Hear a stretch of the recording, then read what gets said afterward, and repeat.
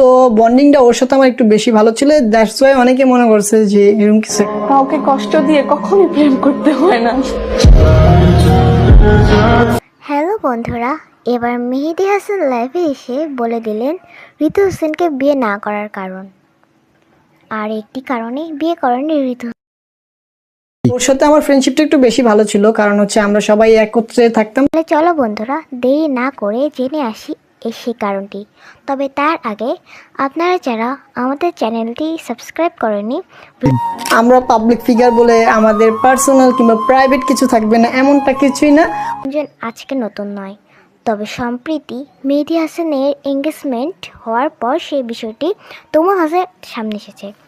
সকলেই মনে করে মেহেদী হাসান ঋতু হোসেনকে একটি বড় ধরনের ধোঁকা দিয়েছেন, কিন্তু মেহেদী ঋতু হচ্ছে আমার খুবই ছোট আদরের একটা বোন, আর ও আমার থেকে অনেক বেশি হোসেনকে বিয়ে করেননি, আর তাদের মধ্যে কোনো প্রেমের সম্পর্ক ছিল না। তবে বন্ধুরা, ঋতু হোসেন ও ওয়াসিম খান এর মধ্যে কে বেশি সুন্দর অবশ্যই কমেন্ট করতে ভুলবেন না।